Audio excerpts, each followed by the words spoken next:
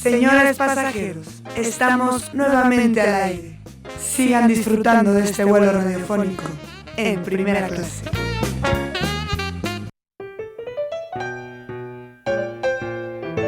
La entrevista de primera clase.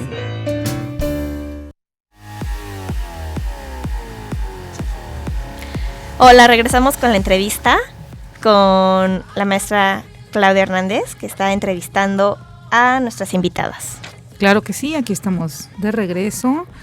Hemos platicado un poquito de esta situación del comité de vecinos. Tenemos a Teresa Velázquez y Leticia Treyes. En la primera parte platicábamos de lo que era el comité de vecinos, quiénes lo conforman y por qué es importante la votación de este domingo que cambia la mesa directiva del comité de vecinos. Me gustaría regresar a la parte de estas preguntas que nos interesan mucho.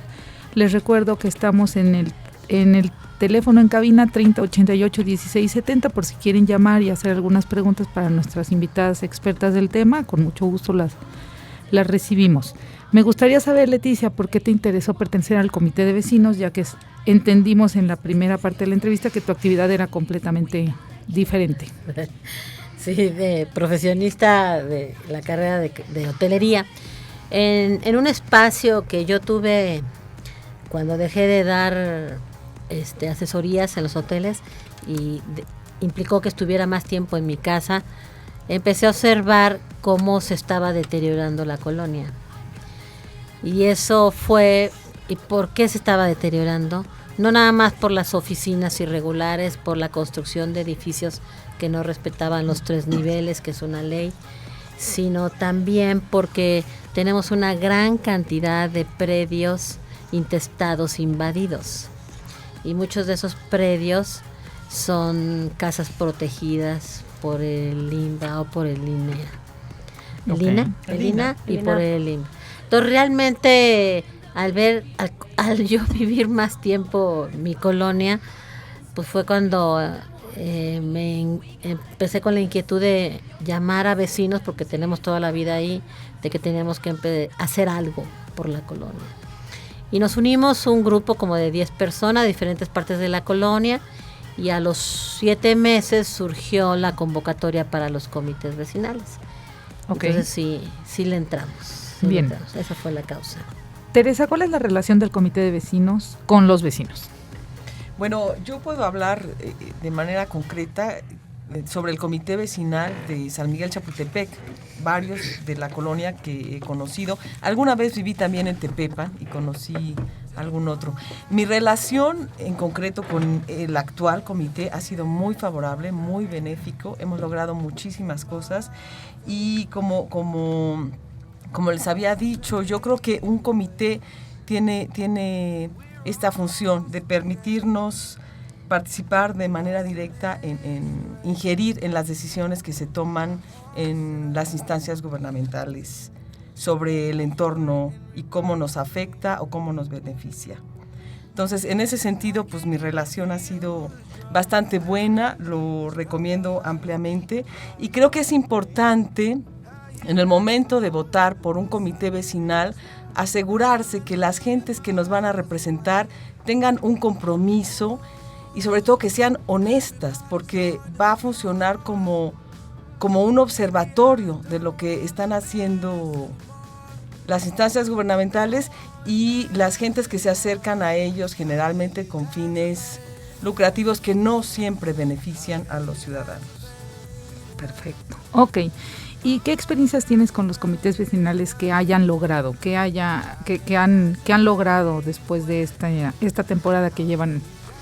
Bueno, como comenté anteriormente, en los 80 logramos cosas como quitar a estos camiones foráneos que estaban invadiendo nuestras calles. También en 2001 hubo un enfrentamiento, sí, de salir a las calles y pelearnos con microbuseros que se estaban instalando en la avenida Pedro Antonio de los Santos. Y por ejemplo, con el actual comité pudimos apuntalar una labor que fue detener el plan parcial del polígono de Tacubaya, en nuestra colonia, parece que sigue en Tacubaya, pero según entiendo, en nuestra colonia parcialmente lo paramos, y hasta donde entendíamos iba a afectar muchísimo nuestra vida, porque pretendía, entre otras cosas, no respetar el nivel de construcción de 3 pisos, ¿no?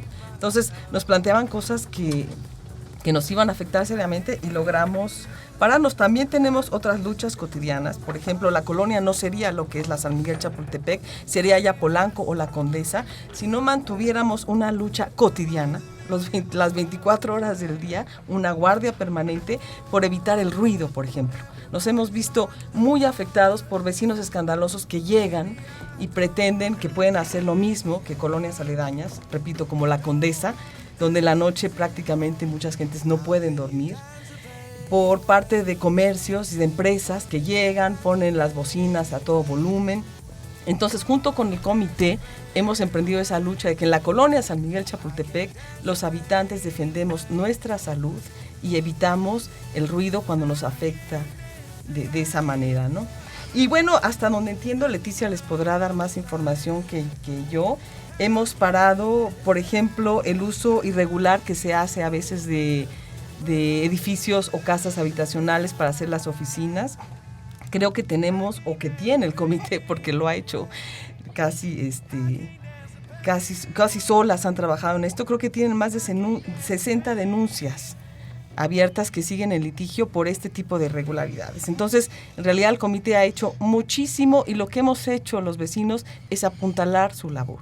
Y se supone que el siguiente comité lo que debería de hacer es darle continuidad a todo lo que ha avanzado el que está dejando darle continuidad y seguir trabajando con nosotros de la mano. A mí me preocupa que sí realmente tenga esta representatividad como la que tiene el actual, por ejemplo. Sería muy grave que no tuviera esa manera de trabajar tan cerca de nosotros, porque, repito, es la única instancia que tenemos como ciudadanía de tener democracia directa, es decir, de ingerir en las decisiones sin la intermediación de los políticos, que a veces son buenos, pero muchas veces, si lo vemos en la historia, ¿no?, de México, de la humanidad, muchas veces privilegian otros intereses que no son los de una comunidad o una población. Entonces, sí, el comité tiene esta gran responsabilidad de ser muy honesto. Y de unificar un criterio para el logro. Pues mediante el diálogo, la conversación, el conocimiento, lograr que la gente decida lo que requiere y lo que le beneficia más para ser mejores personas y más humanos. Me parece que es una actividad bastante cívica, ¿no? Ética, sobre todo. Ética, ok. Platícanos qué es eso de la zona patrimonial protegida. Bueno, mira, hasta donde yo lo entiendo, se refiere a una zona o un área que requiere cierta reglamentación especial para poder preservar y conservar los bienes muebles e inmuebles que tiene. Por ejemplo, creo que hace alusión a un patrimonio de la UNESCO, cuando usa el término diciendo patrimonio cultural y natural de la humanidad. Este es un término que acuñado por la UNESCO. Entonces, zona patrimonial protegida, hasta donde entiendo se refiere a esto mismo, a una zona que por estos bienes tiene que ser protegida porque constituye un patrimonio artístico e histórico. Artístico quiere decir que tiene relevancia por sus cualidades estéticas, por los materiales con que está hecho, y histórico se refiere a que ahí vive una comunidad, una población con usos, costumbres, con su desarrollo social, íntimamente ligado a esta infraestructura, a los edificios, a las casas, y que representa un valor porque es su identidad, es su historia, y recordemos que sin historia no hay presente, y sin presente no podemos proyectar nada hacia el futuro. Claro. Okay. Por eso es importante conservar y preservar los patrimonios culturales que tenemos. San Miguel Chapultepec, hasta donde entiendo, ya es zona patrimonial protegida. Muy bien, ok. Ya. Leticia, yo quería preguntarte si los vecinos junto con el comité pueden hacer propuestas en la colonia que beneficien a la ciudad o solamente pueden beneficiar a su propia colonia. Sí, mira, voy a mencionar un ejemplo.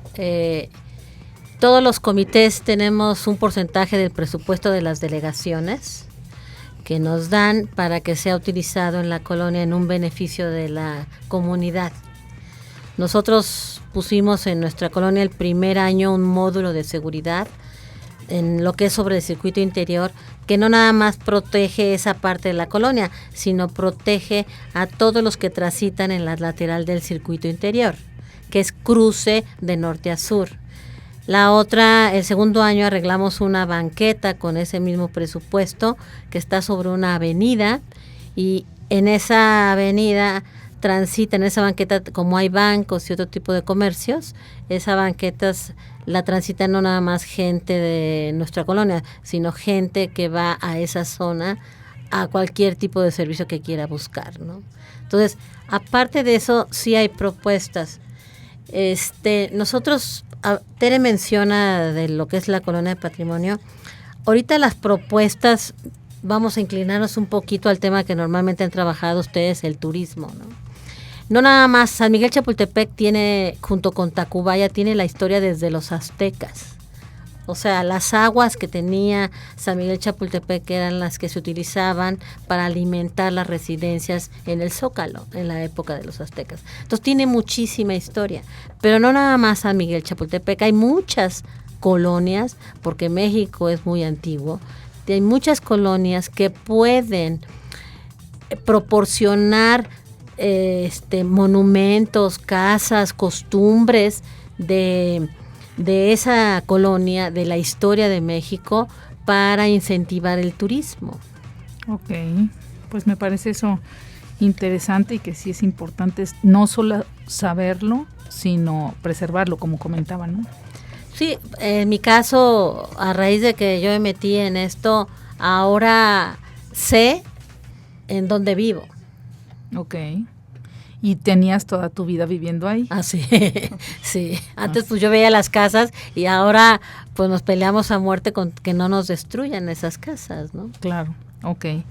Teresa, yo quería preguntarte, ¿qué opinas de los corredores culturales? Mira, aprovechando esa pregunta, voy a hacer un comercial. La palabra cultura tiene el significado más antiguo en latín, que viene de cultivo, es decir, un proceso empleado en agricultura para aumentar y propiciar la vida, para procurar lo que nos alimenta. Eso debe ser la cultura, algo que nos haga crecer y nos haga ser autoridades. Aumentar viene de autoridad, como personas morales. Entonces, cualquier corredor cultural que use esta palabra debe tener esta misión, es decir, debe de realizarse para que las personas que viven en el entorno donde se inserta sean mejores personas. Entonces, cualquier corredor cultural que no tenga esta misión está falseando el término. En realidad está buscando ser una empresa y puede generar una alta descomposición cultural. Entonces, están bien los corredores si toman en cuenta a la comunidad donde se inserta. Pues me está pareciendo muy interesante esta plática. De verdad, como siempre, estamos quedándonos cortos de tiempo porque teníamos muchas más preguntas, pero desgraciadamente se nos está terminando el tiempo. Sí, agradezco muchísimo que hayan venido. No. Qué lástima que ya es este fin de semana la parte esta de la votación, porque nos hubiera encantado volver a platicar de este tema, pero dejamos abierta la invitación para que próximamente vengan y pues nos puedan platicar de finalmente cómo terminó esta actividad, ¿no? Sí, muchas gracias, Leti, muchas gracias, Tere, por esta entrevista que nos otorgaron. Gracias. Y bueno, llegó momento de aterrizar.